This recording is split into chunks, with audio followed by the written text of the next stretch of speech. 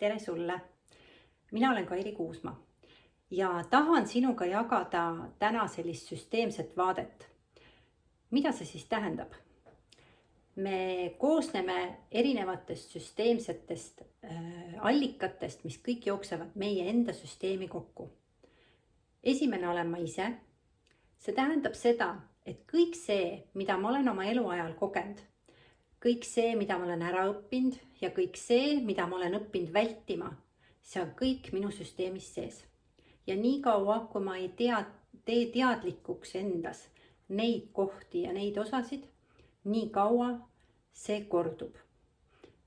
Miks ma valin teatud suhted, mis on korduvad? Miks ma valin teatud olukorrad, mis on korduvad? Võib-olla ka sellised rahalised situatsioonid, mis on korduvad. Sellepärast, et need mustrid meie sees ei ole minu jaoks ära lahendatud. Ja ma ei ole nendele võib-olla ka päris täpselt pihta saanud. Ma ei ole aru saanud, mismoodi minu süsteem toimib. Kuidas ma olen õppinud enda juba väiksest peale teatud olukordades käituma. Missugused need minu reaktsioonimustrid minu sees teatud olukordades käivituvad. Võib-olla ma olen õppinud seda, et selleks, et midagi saada, ma pean väga nõudlikult midagi nõudma. Võib-olla ma olen õppinud seda, et kui on kriitiline olukord, siis ma pean seda vältima. Võib-olla isegi täiesti ruumist lahkuma.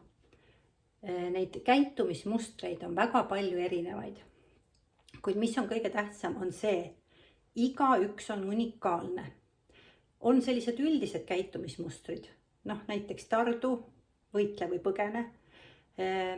Teatud olukordades me seda kõik teeme, kuid on teatud mustrid, mida me oleme ära õppinud kindlates meie kasvuperioodil toimunud olukordades. Ja kui need on korduvad olukorrad, siis me käitume ikka siiamaani, isegi kui ma olen juba täiskasvanud, ma ikka siiamaani käitun vastavalt sellele. Teine, mis meid hästi tugevalt mõjutab, on meie perekonna ehk suguvõsasüsteem. Kui nüüd selles süsteemis on toimunud mingisugused kordumustrid, mitmeid põlvkondi järjest näiteks, siis see mõjutab ka mind. Ja alateadlikult ma hakkan samamoodi käituma. Kui on olnud perekonnas mingisuguseid keerulisi olukordi. Näiteks ma toon enda näite. Minu vanavanaema, kui ta ootas minu vanaema, siis ta visati perekonnast välja. Ja see oli seotud otseselt suhtega ja lapse saamisega. Kui minu vanaema tal oli 3 last, ja kui ta oli olukorras, kus oli sõda ja ta pidi valikuid tegema, siis ta andis ühe lapse ära, aga mees jäi sõjast kadunuks. Minu ema läks minu isast lahku, kui ma olin 1-aastane ja võttis küll minu kaasa, me jäime küll kokku, kuid see muster, et iga kord eraldatakse mehest, on juba nii tugev. Ja kui minul sündis minu esimene laps, siis ma ei teadnud nendest perekonnamustritest veel midagi. Ma läksin lahku oma esimesest mehest. Nüüd õnneks on mul tütar, kellel on perekond. Ma olen sinna vaadanud sügavalt ja ma tunnen, et see muster on lõpetatud. Nii et igaühel võib olla mingi oma muster. Igaühel võib olla mingid oma reaktsioonid. Ja kui need mõjutavad meid juba läbi põlvkondade, siis see on väga tugev põlvkondade ülene muster.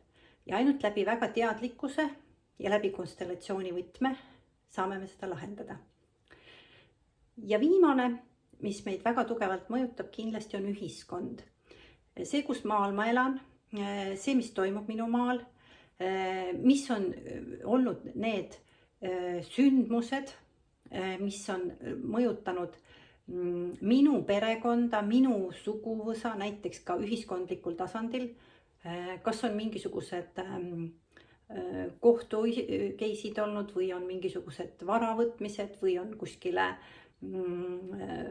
kuriteost vangi pandud või on mingid muud situatsioonid, meil on muidugi siin see küüditamise teema, et kõik see mõjutab ka minu süsteemi alateadlikult.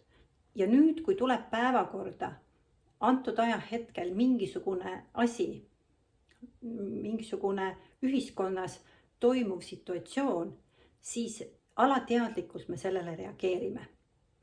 Näiteks kui on nüüd, tuli see sõjaolukord, küll mitte Eestis, aga seda infot oli väga palju, siis minul mitmed kliendid reageerisid väga-väga tugevalt sellele. Ja kui me hakkasime seda vaatama, siis on see seotud otseselt sellega, et tema suguvõsas on keegi kuskil ära saadetud, ära tapetud, võib-olla veel mingisugused muud asjad, lahutatud perekonnad oma üksteisest. Nii et see mõjutab meid alateadlikult. Ja kui me sinna vaatame, siis me saame tegelikult aru, et see tuleb meie eelkäijatest. Nii et me oleme oma süsteemis ja kõik see, mis on ka enne meid olnud, see ka meid mõjutab. Kuid eelkõige on meil vaja selgeks saada, kuidas meie oma süsteem toimib. Ja kõik see teadlikkus tuua endasse. Ja mida teadlikumad me sellest oleme, seda kergemaks meil läheb elu. Seda tasakaalukamaks läheb meie elu ja seda lihtsam on sul elada.